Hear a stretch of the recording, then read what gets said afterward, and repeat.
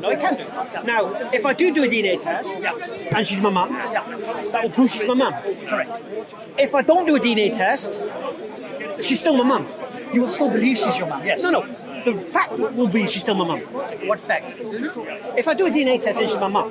Yeah, now there's a fact. No, that's the evidence for it. Okay, what is the fact that she's your mum? The reality.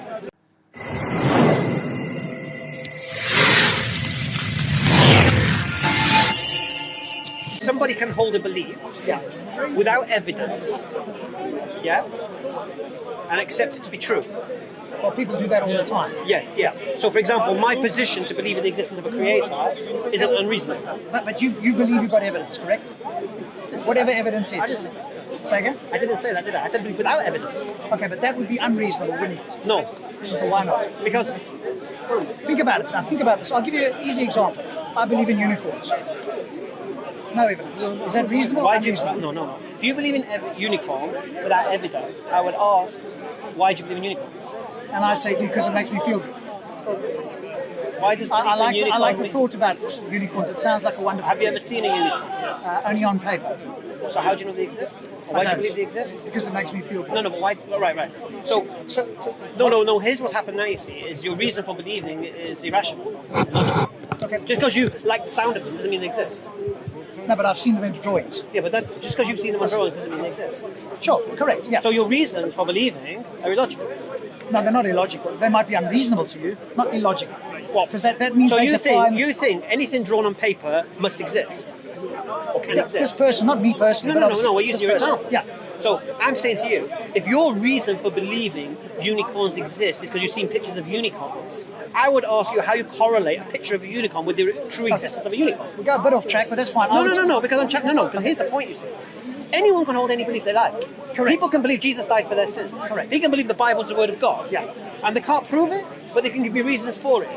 And I can challenge those reasons for it. Sure. And if I can show those reasons for it to be unreasonable or illogical, or irrational, if I can show that, that means if they continue to hold that belief, they're now delusional. Because I can't collapse the belief because I can't prove it. I can't prove Jesus didn't die for their sins. Yeah? But what I can do is challenge the reasons they hold for that belief. Yeah, absolutely. And if they say because of the Bible, I say, why do you believe the Bible? Or the Bible says the word of God, why do you believe the word of God? And it will completely collapse by they come to the end of it. All right.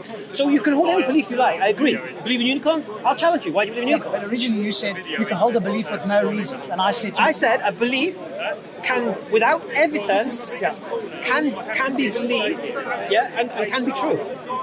I'll give you an example. I'll give you a prime example. I used this example earlier with my wedding. I said, look, I've never proven my mum is my mum. I've never had a DNA test to see whether or not she's my mum. But I believe she's my mum. Right? And I have reasons to believe she's my mum. Yeah? So, at the moment, it's only a belief. No, but you've got reasons. You said you've got reasons. I have reasons. Yes. So, it's a belief still. I've got no evidence. I've got no proof. But reasons can have evidence or not, correct? No, because the only way I can prove she's my mum is a DNA test. Correct. But you've got other reasons. Yeah, but that doesn't prove she's my mum. I can say, she looks like me. Well, that's subjective. I can look at the birth certificate, etc. Birth certificate could be forged. Yeah, sure. Yeah? But you've got reasons. Could have been switched. Forget that. I could have been switched at the hospital, she didn't know. Yeah. So what I'm saying is, as it stands right now, yes, I can only believe my mum's my mum. I can't say I know she is. But you have the opportunity. It is available to you. Okay. So I haven't. Prove it. But I haven't. No, but that's fine. So as it stands right now, it's only a belief. Yeah. But that can turn to knowledge. No, it can do. Now, if I do a DNA test, and she's my mum, that will prove she's my mum. Correct. If I don't do a DNA test, she's still my mum. You will still believe she's your mum, yes. No. The fact will be she's still my mum. What fact? If I do a DNA test and she's my mum. Yeah, now there's a fact. No, that's the evidence for it. Okay, what is the fact that she's your mum? The reality. But you just said you could have been switched to birth, she might not be your mum. No. So... No, but if I do a DNA test and she's my mum, that means if I didn't do the DNA test, it doesn't change the fact she was my mum. I see what you're trying to say. You're trying to say basically that whether even if you didn't do a DNA test, she still could be your mum. No. If I did a DNA test, that would prove she's my mum. Yes. if I didn't do a DNA test, that wouldn't change the fact she's still my mum. Yes, It wouldn't change the fact. Maybe I couldn't prove it. No, but there isn't a fact there. Because what are you going to give me as a fact? How are you Okay. going to The fact is, if I do the DNA test, then she's my mum. And I don't do a DNA test, that doesn't change the reality that she's still my mum, even though I haven't proven it. No, but it does. It doesn't. Okay, because you're saying, So you're saying to me that if I do a DNA test, it proves she's my mum. Yes. Right? And I don't do a DNA test, then she's not. no. What I'm saying is that it's a belief. You at the moment belief. you believe that it's your mum. Agreed. The moment you do a DNA test, you could say, "I know it's my mum." No, I can prove she's my mum. Yes. I know. But even then, I can still. I don't know whether they made a mistake. No, but then you can make a knowledge claim. No. But even then, I can still say no. But even then, the DNA test could be an error. Okay, but now you're going into what we call radical skepticism. Some say to you. But don't go there. Don't go there. No. But the point here is this. The principle is this. Whether I believe my mum's my mum. Yeah, I'm fine with that. No. statement. Yeah. But whether I prove it or not, I believe she's my mum based on reason. Yeah. Yes. Right. Now, those reasons are my rationale. Yeah. You understand? So my belief, without evidence, can still be true. Yeah. It can be, yes. Right. But it could also be false. Yes. That's fine. Yeah. No, that's not the issue, man. Now, that's not the point. The point is this: can a belief without evidence be true? And the reality is yes, it can. It can be. My question to you, that which obviously before we started, What would your reasons be?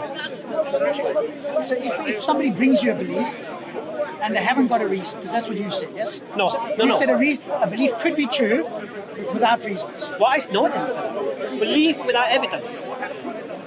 Okay, so what is that? So the example is your mom, yes? So the example is this: if someone believes in something, but they cannot prove the thing they believe in is true, Yes. with empirical, observable, testable evidence, Yes. that doesn't mean what they believe is false. No, it doesn't. It could be that it's true. Could be true. Could be true. Yes. Therefore, a belief without evidence could be true. It could be, yes. Now, the only way you can test that belief is to test the reasons for that belief. Sure. Yeah? Yes. And if those reasons are illogical, you can then say the belief is false. Yes, you could say So the belief is I'm illogical and confident reasonable. in telling a Christian that his belief that the Bible is the Word of God is false. Okay, that's Because the reasons they're claiming it's the Word of God collapse.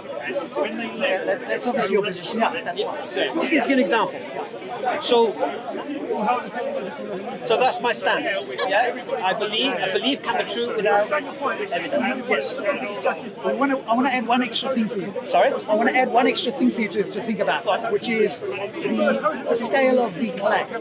So if I say to you, I've got a little dog at home, and I don't tell you any more information, I say I've got a dog at home, are you going to believe me or not believe me? I have no reason to. So you could have a dog. That's a reasonable belief claim, isn't it? Even without evidence. If I say I've got an invisible dragon at home that sits in my backyard, what would you say now? I would challenge your belief. Yeah. But more than likely you go, I don't accept it or I don't believe the dragon. No issue with that. So the extra thing we just need to consider is the nature of the claim. Right. As the claim's extraordinariness goes up, so we need to scale our... Yeah. Such as a creator of the universe or an uncaused universe. Correct. So that becomes... The burden of proof is more on you if you're going to present it to everybody else. I can't challenge your belief and go, hey, Hamza, your belief, wrong. You believe what you believe. But if you say to me, Rob, here's what I believe, and I want you to potentially believe it for X, Y, and Z reasons, now I'm going to... Or I can ask you why you don't believe it. You can. The burden is on you, but I'm happy to give reasons No, the why. burden is on me if I'm going to prove it. If you're going to present it to me as true and say, hey, but Rob, we just had this discussion earlier, that the tools you use, the naturalistic understanding, which is what you are, isn't it? You use naturalism to understand things, the natural world.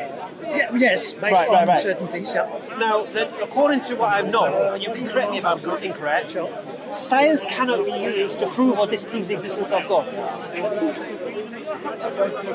I don't believe so. Okay. Yeah, you can challenge that, I don't mind. Yeah, let's try that. Has God at any stage, as far as you're aware, interacted in the natural world? In some form? Of course they do. Say again? Of course they do. No, but after the course. So while humans have been on Earth, has God interacted in the natural world? Yes. Okay.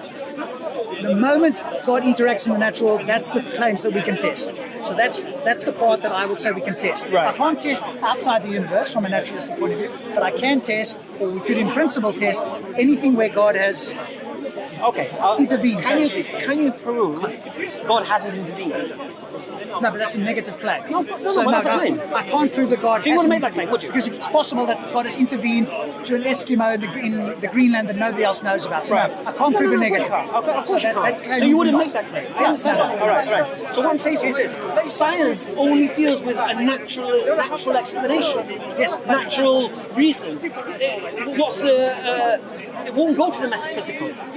No, but as long as God interacts in the natural world, in principle, we can have a look into that through a scientific But method. there's no way to test that. Sure there is. How are you going to test it? So let's give me an example of something that God's done in the natural world. What sort of interaction has God had in the natural world? All right, let's say causing the flood of Noah.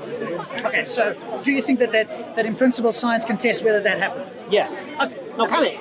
Yes. How? Through geological studies, etc. Well, Because some people claim that the what's the big one in America, that big meandering area in Arizona, Grand Canyon. Some people think that Grand Canyon was caused by the floods. But it's a claim. No. But you can't deal with that. You can deal with my Islamic claim, isn't it? See, we believe as Muslims that the flood is local rather than worldwide. Oh, do you? Okay. We don't have this localized to Noah and his region. We don't believe in this idea of a whole world being wiped out. Okay. But in principle, we could test that in some way. I don't see how you could. Through geology, paleontology, etc. Test whether or not there's been a flood and what caused it. No, not necessarily what caused it, but has there been a flood? No, but the whole at point that is cause. stage? Yeah, but you might not always get to a cause. But No, but this is the whole point. This is the whole principle. The cause of the event. Okay, so if it's an extraordinary Let's cause, say there was a worldwide flood, just for example. Yeah. Or not worldwide flood, but a flood in this scenario. How could you prove the cause of that flood was naturalistic or not? If your model is only geared up to deal with the natural world, you can only accept a natural explanation anyway. Okay, so I would ask you questions to ascertain, is this something that could be supernatural? In other words, your local flood, how tall was the water from... No. You just asked, has God interfered in the natural world? Yes. And I've said, yes, the flood. Yes. Right. But you cannot prove either way. Because your model, your tool you're using only accepts natural explanations. But It doesn't consider metaphysical explanations. But it could. It could, but it doesn't. But you can say that. Science is built on a natural explanation. But God intervening in the world becomes a natural... No, that's the point. But if you look at a flood, you're never going to contemplate God did it. Why? Because you're only looking for a natural way it could have occurred. Not necessarily. I'll give you an example. So your flood. If we could measure in some way that the flood reached the top of a mountain... You can't measure in some way. How are you going to measure that? I'm giving it to you in principle. So by rock Well, layers. let's deal with the realities, because we're dealing with realities here. We're dealing with what's happened, yeah? So you ask me, has God interfered, as in, has he done this thing? And I Yes. said yes. So you don't have the tools to determine how such a flood occurred. You don't have the tools. Of course we do. We've got the scientific method. What your claim is, you are... Well, your scientific method does not take the metaphysical into account. But as soon as the metaphysical dips his finger into the No, but physical... you won't even consider a metaphysical dip in a finger. Now you're talking about philosophical naturalism. That's not my position. I'm a methodological naturalist, which means if there was overwhelming evidence that in fact Well, there is no evidence that a finger dipped in. in principle, Hansen, just differentiate between practice and principle. In principle, if the water levels, if we could demonstrate in some way, I know you're going to say, oh, we can't. If in some way we could demonstrate, for example, that Noah's Ark was on top of the buildings, now I'm going, okay, what's the most reasonable explanation? Could it have been a flood in that area or a global flood? Right. That's a reasonable... Now I have to postulate. I can't say, it's impossible. Right. That's all I'm saying. So methodological naturalism says it's possible that a God can intervene. I'm not somebody who's saying it's impossible. So your model, your tool doesn't allow for the metaphysical? It allows for the metaphysical to tip his finger in and for me to... No, it allows for the existence of the metaphysical. Yes, it's not... Really? Yeah, it's not like I know God doesn't exist, but I've said that to you many times. So you... Okay. So I've always said that. Yeah. So... The philosophical... That's not the scientific model. Yeah, no, but science was still used within it. No, The science is based on the natural, not on the supernatural. Yes, but science only works on the natural, which is what I'm saying. Right, yeah. So the science doesn't take the supernatural into account. But you're taking it into account. I'm saying it's in principle it's possible. You go. I think we're No. different. What I'm saying is this. Unless I'm wrong, I don't mind being corrected. From what I know of the scientific model, Yes. it only takes into account a natural explanation. Now, if you're only taking into account a natural explanation, that means you're dismissing supernatural. So there's, I think, where our difference. Maybe we could agree to disagree, but what I would say is science goes to the edge. Let's call it the edge of the universe. I can only empirically look at what's inside this bubble. I can't look outside. So when you say metaphysically, are you talking about what's outside the universe, or I'm talking about things that cannot be explained by the natural understandings. Okay, so, but my position is, as long as it happens in the natural world, in principle, it could be explained. That's all I'm saying. And it could be explained in theory by some kind of supernatural. Explaining it is one thing, but look, for example, if there was a flood, all right, science will automatically take a natural view of it. It will start that way, yes, that's the most reasonable position. Alhamdulillah. But if there was something unusual or amazing that had happened at that flood, and then they say, don't know. that may or may not be the But case. that's the case because you did it yourself. When it comes to the origination of the universe, rather than consider the metaphysical, you'd rather say don't know. But I've got other explanations. But if we both Of honest, the origination of the universe. I've got explanations. I don't claim they're true. you've got naturalistic explanations. Yeah, sure. Yeah. But you won't take into account metaphysical creator. Not at this stage. No. Why not? Because we've got other explanations, and Why are your other explanations, which go against all the natural explanations, they are actual natural explanations. really give me a natural explanation for the origination Sure. of the So one universe? is inflationary theory, one is formal psychic cosmology, another is What's conformal? formal psychic cosmology. What's that? Okay, so that means that model shows that the universe is eternal in the past and eternal in the future. There was And what's that? beginning. And what's that based on? So that's based on What some. evidence do you have for that? Okay, so the guy that came up with this has got some. Is it a belief? Yes, he's got a belief. So it's just a belief? No, he's got some No. Can he prove his belief? empirically. Yeah. No, not yet. Right. So it's just a Not belief. yet. Right. So now we can test the reasons for his belief. Correct. We can do the same with any of the other hypotheses. Right. My position is this: if the smartest people in the world, let's call them cosmologists in that field, don't know yet, how can anybody else claim? The that reason can? they say don't know, because they only deal with what the natural can explain. At this stage, that's correct. Right. So the smartest people in the world you're referring to, won't take the idea of a creator into account. Not at this stage. No, correct. No. That's what I'm saying to you. So it will never. No, we can't say it'll never. That's a position. You've got to be careful with that one. Can't say never. No. We're living in the now, isn't it? Sure. So what you believe now is based on the now, isn't it? Sure. So right now, the position you're holding is ignoring the metaphysical for a don't know, isn't it? When you say ignoring, no, I wouldn't say that. See, I'll see how I am. See, I don't know of anything. I was having a conversation with an old man, and I had to switch it a little bit because he goes, "Oh, nothing begins to exist." So I have to conform. All right. Nothing changes form. Yeah. Without cause. Yes. Within our universe. What we know. Yes, correct. Based on what we know. Yes. So, and the universe changed form. Okay, that we don't know for sure. We don't know. We don't know. What about you? What do you believe? Okay, so at this moment in time, Believer? I will say You're a believer? Are you a believer? inflationary model seems to be the most plausible. So, do you believe the universe changed form? From a singularity to what we have? Depends what you mean by change form. If it's From one thing to another? if it rearranged particles, then probably yes. That would be Right. a way of thinking about it. Right. And can anything happen without? Can that happen without cause? Not in that model. No, not Right. So you don't know of anything that changes form to something else without cause, yeah? at this moment in time, yes. And I would caution Well, you. we're on this. living in this moment in time. Yeah, but I would caution you with two things. One is our intuition and our knowledge is extremely limited, the very small and the very big. So at quantum mechanical level, things happen that are not, and the same at the universe. So we've got to be careful not to extrapolate what happens here outside the universe. What we're going to do is very, very simple. We have to ask the question, do we know of anything that changes form into something else without a cause to do so? Not within this universe. No. Right. We don't know of anything, yeah? In this universe. Right. So now we've already accepted now that you believe the inflationary model, which means the universe was at one point singularity, whatever that form was. Yeah, okay. Yeah, and became the known universe today, yeah? So that requires a cause now according to your standard. Yes, that model does. Right. Exactly. Yes. So my point is this. What's that cause? Don't know. Okay. Right. Okay, but on that model, they have got a... Now what's the natural understanding of that? Okay, so the natural understanding of inflation... What caused it? Yes, yeah. So the multiverse is the cause of... No, that's not your model. It is part of the model. It is. So again, Or you believe in the multiverse? that model has got the multiverse built into it. You believe in the multiverse? It's a possibility. No. Bro, I'm not going to argue someone else's thing here. If you believe in the multiverse, I'll deal with the multiverse. If you're not believing in the multiverse, don't use it for your state of the argument. I said I don't know.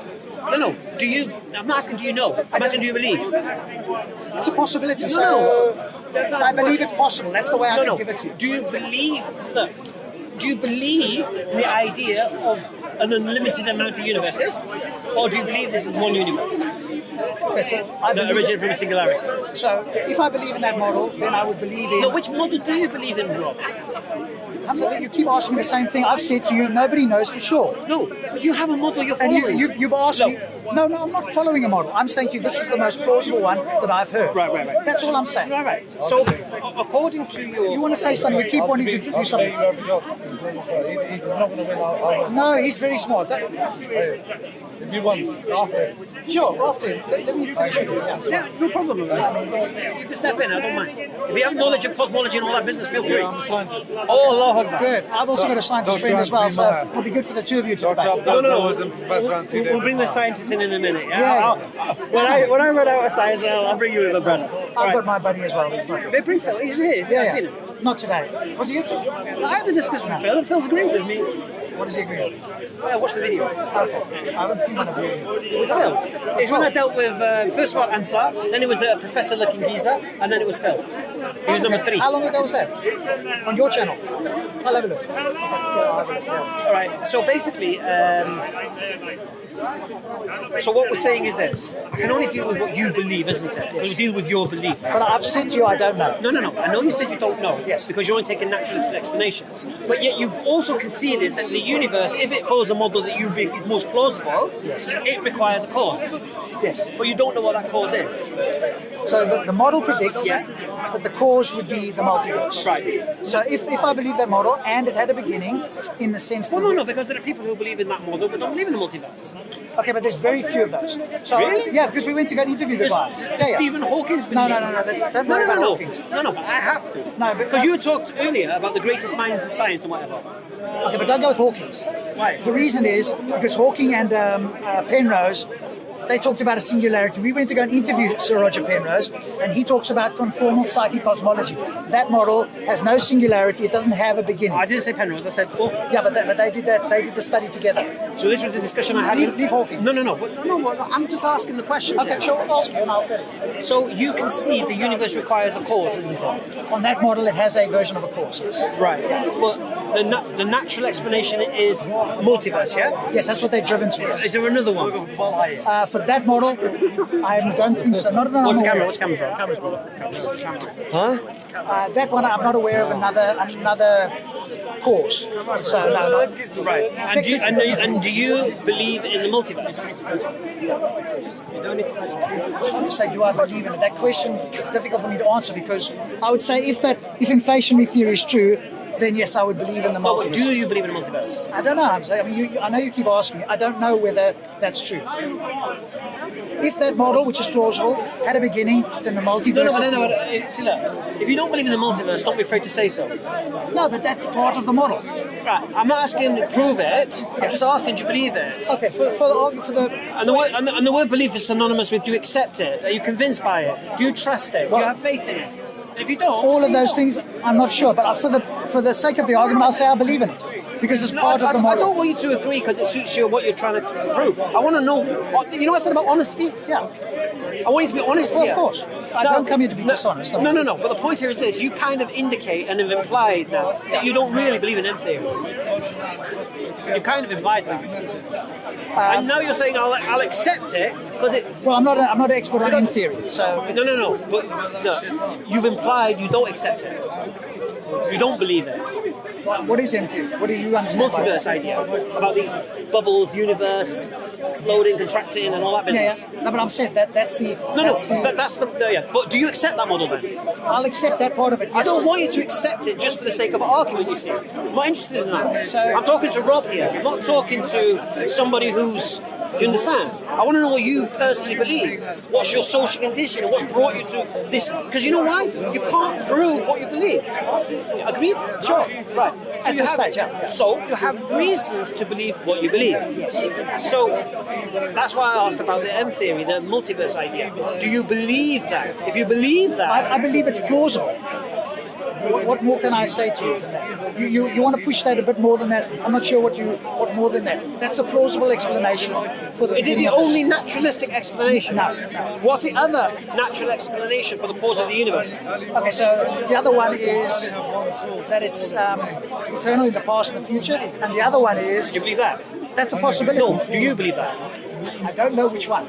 No, I'm asking what you know. I'm asking what you believe. I don't know what I believe about. Can it be eternal? All right, let's make it easy for you. Can you be eternal in the past, eternal in the future, and be a multiverse? No, those two are contradictory. Contradictory, yes. So if you so they're both what? So if you accept that, you can't accept that. So whichever model's true, if we find out. I'm asking what model's true. There will be a. You don't know what's true. You can't prove it. Each model has its own explanation. Right. Yeah. So what I'm saying is this. Which model do you believe to be true? I'm asking you to prove what you believe. I'm just asking you which one you believe. I think inflationary theory is the most plausible. No, inflationary theory is the first part, Big Bang. Yes. We're talking about the cause of this now. Yes. Now you give two theories. No, there's only one with that. Yes. Two theories. You give M theory? So two theories. Oh, sorry, forgive me. Yeah. So you're saying there's no other naturalistic explanation for the Big Bang? I'm saying that's the most widely accepted. No. Yeah. So what's the other naturalistic explanation for the Big Bang, other than M theory? Okay, so it's the eternal universe. No, that's not inflation. That's not. It still does. It's still. Sorry, explain the eternal universe to me. So Roger Penrose's one model goes basically like this: there's been universes in the past, and they continue on, and he calls it eons. So what they do is they do this. They dissipate, and it comes back together and starts What's again. the difference between that and multiverse? Okay, because there's only one universe. It's linear. It's not like all over the show. There's only one universe. The line goes up and down. That's it. So the line is infinite one universe in the past. We call it one universe. Right. And infinite in the future. And there's one line. Right. The multiverse is like bubbles. And from that multiverse, this universe can come into being. So that model goes with inflationary theory. So the two models, right? No, I understand that. Yeah. Okay. So you have these two theories can't be together. Yeah. No. If one's true, then. So which one do you believe to be true? At the moment, the inflationary theory is more likely, more plausible. There's more data that points in that direction, like negative gravity, etc. You said they're both inflationary. No, one is called inflationary theory. The other is called CCC theory. So what's CCC? That's conformal psychic cosmology. That's the linear. That's universe. the linear one. Yes. So and you lean towards the M theory. The inflationary theory is what I call it. Why? Because inflationary theory has more observational data and mathematics that make it plausible. Not guaranteed, but plausible. Give me an example. The microwave background, negative gravity, gravitational waves. And how does that differ from the other one? How's it different? How's it different from CCC? Okay, because the very early, getting technical, I'm not an expert on it. No, because you're pinning your beliefs to this. There's a reason for it. Yeah. There's reasons why you lean towards one than the other. Yes. So for you to do that, you need to obviously kind of understand what they're saying and why you think one is more plausible than the I won't other. be able to give you the deep mathematics. I need Phil to do that. But the observations that point to that direction explain how the universe came around so far seem to be the best. That's the reason. So they're any more natural explanations? And then there's God's model, which allows the universe to create itself in a time loop. We interviewed him on Friday. Tuesday. What? So the universe caused itself? Yeah. Now, to everybody standing here, go, that's impossible. No. I'm just asking. Yeah, I would no. never say it's impossible. I would ask, why would you believe that? There's another model. Is there anything that causes itself that you know of? Not in our universe, but outside our universe, that's a model that. So there's right. Yeah. So there's an uncaused cause. In a sense, yes, yeah. And it's like in a circle. He showed this diagram with at the beginning part, it's like this little circle, and then the universe will branch off from that. Right. So it's uncaused cause. There'll be a video out. So let's just clarify something here then. So all of these models are just beliefs without evidence, yeah? There's some evidence that points towards them, but nothing conclusive. No. Alhamdulillah. Yeah. Now, I use I'm not afraid to look at something outside of the natural explanation. Yeah, because I don't know of anything that can come into existence or change form without a cause. So if I look at the universe and it looks like it came into existence, it's not always existed, then it requires a cause which you accept, but the difference is the cause of that, yeah? I believe that cause needs to be uncaused. Yes. Yeah? So if we have an uncaused cause of the universe, yeah, then the question is that cause of the universe conscious of? I know we've had this discussion before, and I don't know if I really want to go there again. Anyway, is it a conscious cause, or is it like a mechanical cause? And I explain these definitions to you. Yeah, I'm not that familiar with mechanical, but there's probably another technical term for it. But basically, by conscious I mean, by conscious I mean it decides when to affect its cause. Yes. Cause its effect, should I say? So there is another explanation, and Carlo is walking around to study this, and he feels very strongly that there is another option, almost like a God, except it has no will, it's not an agent. No. Yeah. Okay. Yeah. So here's what I'm saying to you is, so the question is now, do you believe this uncaused cause is conscious or mechanical? I.e., did it cause its effect when it chose to cause its effect? Are you talking about your version of the cause? Yours. Oh, my one. No, it didn't choose. No. There's no will in there. There's no conscious. No, it's not conscious. Right. No will. No. So basically, its effect is equal to it. No. It generates universes randomly. If you speak to Carla, he will explain it to you. It literally can generate. No, you can't say it can. You say you believe it can. Yeah. Believe it can generate universes. Believe that. You don't believe that. But that's a model. Again, remember these are all models. None of us know. Yeah, but I'm interested in your model. So inflationary theory. Yeah. In fact, that's a good point. Inflationary theory predicts the multiverse, but another option could be exactly this: the quantum vacuum, right? Which can bring a universe into existence, right?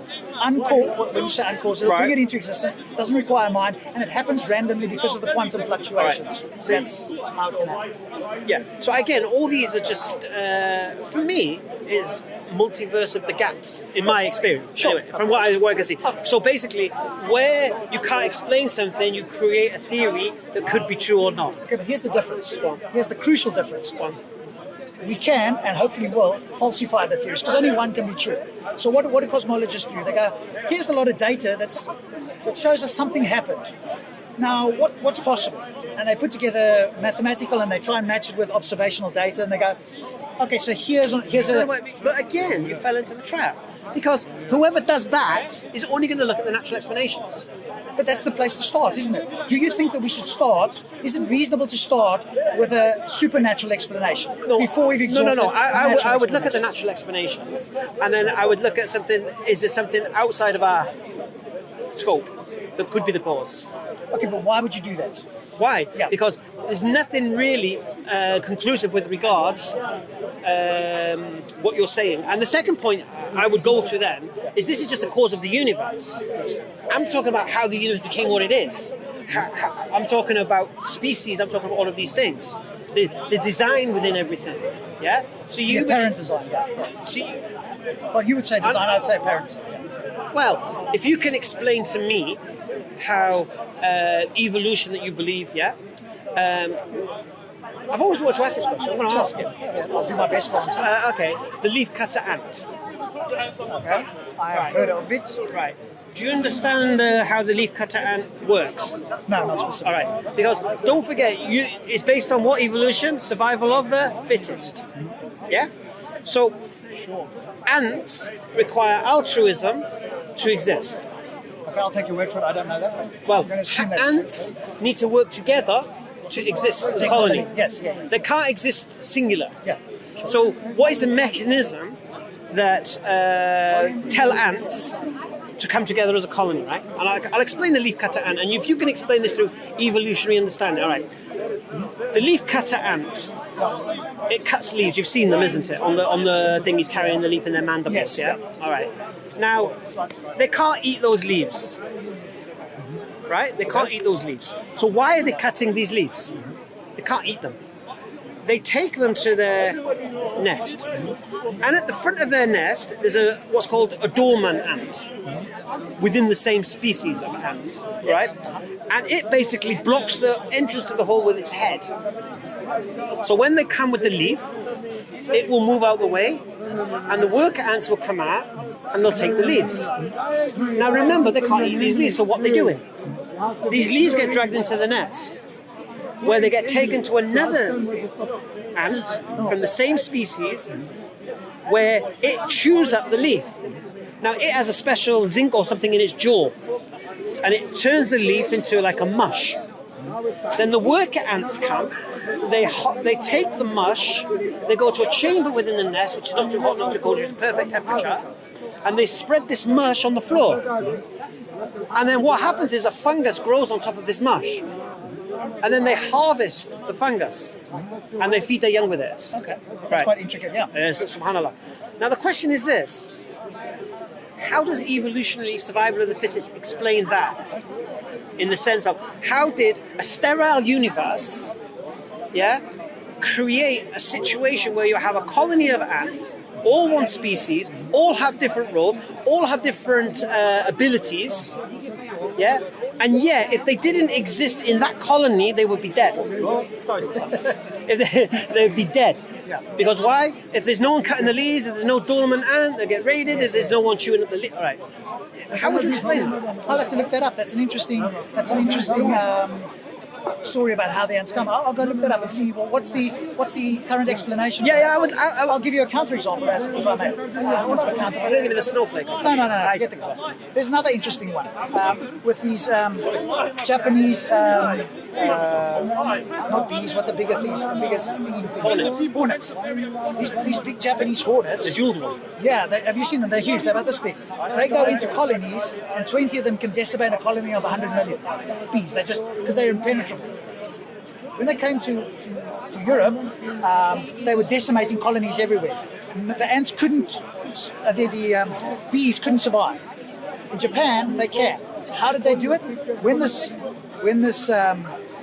wasp comes to the hornet comes to the nest, they surround the hornet and they start beating their wings and moving at high speed. And they generate heat and they actually kill this thing through heat. And I was reading a little bit about this, and that's the evolutionary evolvement of these bees. No, that's different. You see. Okay. You see, these ants had to have this job from the word go. That's how they survived. An ant on its own couldn't survive.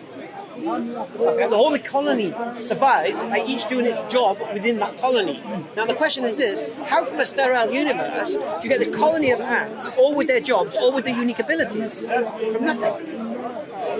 When you say from nothing, I mean from a sterile universe. Yeah, but obviously the universe isn't sterile, is it? Oh, you say the universe contained life before it exploded? Not before it exploded, but once it exploded. Once it exploded, there's the potential for life. No. That means there was no life before it exploded, yes? So when it inflated, you mean there was no life? No. Before it inflated, there was no life. After it inflated, life appeared. Correct, yeah. From when? From the interaction of the particles. Do you know that the reason that life, we're talking about life here. Yes, I'm saying to you. So from the interaction of particles. Do you know that you and I couldn't be here except for stars exploding? If the universe expanded and there were no stars, we wouldn't be here. Did you know that? No. Because of the elements. So what I'm saying is that the universe has the potential, and obviously has, in our case, given rise to what we call life. There might be other forms of life out there we don't know about. They've even picked up potential life on moons around Saturn. This Cassini spacecraft picked it up. So what we're saying is... The reason they do this, there could be life on Mars, because they sense water. Correct, yes. And then water, then life can form in water. Correct. Or not even water, this isn't water. No, but they use water. Now we know in Islam that we're told in the Quran how everything is created from water. So we know that anyway. But the point here is this. How? You mean the actual mechanism? Yeah. Not sure. We don't know. I don't know the we as humans. See, I don't know. I personally cannot see, this is my own belief, Sure. how a universe from a singularity that can explode the way you claim, inflate the way you say it, Yeah. then all of a sudden life starts appearing and everything seems to know what it's doing, organized. I don't get that. I mean, I'll give you another example of a species surviving. Yeah. Have you heard of I think it's a jewel hornet? Have you heard of That's that? the same one that I was talking about. Maybe No. What this one does, it hunts cockroaches. Yeah? It hunts cockroaches. And what the first thing it does, it cuts their antenna, which reduces their flight reflex.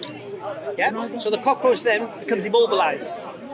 They then paralyze it and drag it to their nest. Yeah. They then put it in their nest, and this cockroach now cannot move. It doesn't have the ability to run. Yeah. It's paralyzed. It's done. Yeah. And then this jeweled hornet, or jeweled wasp I think it's called actually, lays its eggs in this cockroach. Yes. And then it goes out, fills in the burrow, and leaves. When the babies hatch, they start to eat the cockroach. Yeah. But the way they eat the cockroach is in a way that will keep the cockroach alive the longest. So they won't go for its, the essential organs or whatever it is that the cockroach is. Yeah? They will know how to take a cockroach apart without Killing it quickly. without killing it. Now, how did that happen? Because if they didn't have that ability, the cockroach would die straight away. They wouldn't be able to. The young wouldn't be able to survive. Yeah, because the cockroach would start to rot. Okay, but it's possible they could have evolved another mechanism. So that's just one. No. I'm just giving an example. Yeah, and then the other one I'm interested in is the spider. There's a spider that has two web mechanisms. Do you know that? It has one web. It casts to catch flies, and it has another web. It casts when it wants to metamorphose into something, get bigger or whatever, shed its skin or whatever, and it's not sticky and whatever. All right. This particular wasp, nasty these wasps, right? It lays its eggs in the spider. It paralyzes it first. It then mind controls the spider and tells the spider to spin the web that it uses itself to metamorphose or to grow. And then the young of the wasp cocoon in this thing, and the spider protects them until they hatch. Is the spider still alive and it can move? Or? Yeah, the spider's fine. The spider's been mind controlled. Yeah, it's been injected with something that tells it to spin the web to house. So they're in its body and they hatch. Not out. in its body. Oh, just in the web. Gotcha. And then the spider protects those cocoons because it's its web. Then obviously when the wasp hatch, they kill the spider. Yeah. But the point here is this again. I personally cannot understand how this could happen accidentally, which you believe. No, well, not accidental. Well, it is accidental. No. Was it meant to happen this way? No, but remember, evolution is not about accidental. It's about Was it deliberate? random mutations and. Say again? Was it deliberate? No, it would have been influenced by its environment. So essentially, No, that's- but it has to be influenced from it has to happen from day one, or it can't survive. What do you mean from day one? Because that's its survival, that's how it does Yeah, it. but things evolve over millions of years, don't they? It's not like it happened like overnight. It's a long process. But your bigger claim, let's go back to your bigger claim. No, but I'm just saying, I'm just trying to understand. These are my reasons for the idea that this cause of the universe is bigger than just some random accidental event. I believe the universe is deliberate. Yes, I know. But that's the big claim. That's the claim really to look at. And this is not a personal thing. It's just called an argument from ignorance. When you said, I can't think of anything, that means, well, I've exhausted what I understand. Does that mean that the explanation is still out there? No. Yes, What does. it means is I believe the most plausible explanation. Okay, but you're basing And that. I'm taking in the naturalistic. Yeah, but you're basing it on a very small knowledge of No. naturalistic. I'm basically, first of all, I've based it on I don't believe anything that changes its form can do so without a cause. I'm basing it on that. Okay, but that's within the universe. That's why. No. From what we know. So, therefore, I'm not going to do no special pleading and say there must be something outside the universe we don't know that can do that. But you do say that. No, I don't. It's God. No. I believe what I understand God to be is the uncaused cause. Yes. I believe that the uncaused cause requires consciousness.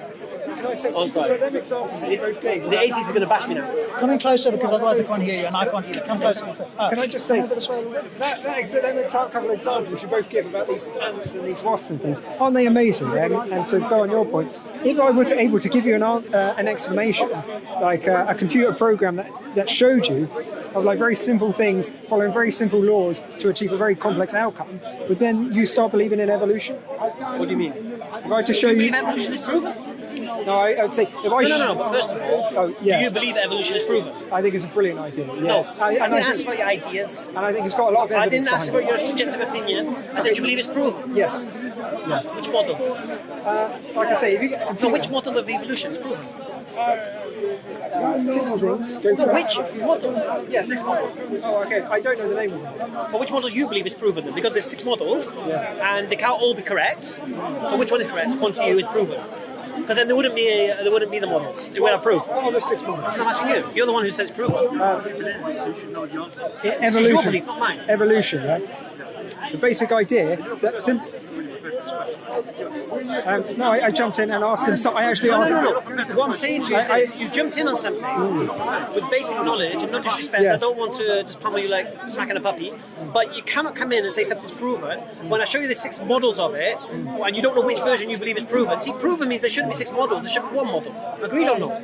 It depends what you mean, because remember, evolution is a big If something's term. proven, what does that mean? Okay, but what is proven? What's proven? Let's be clear on what we're talking about. You have empirical, observable, testable evidence that it can be no other than what we're saying. Okay, let's be clear on something.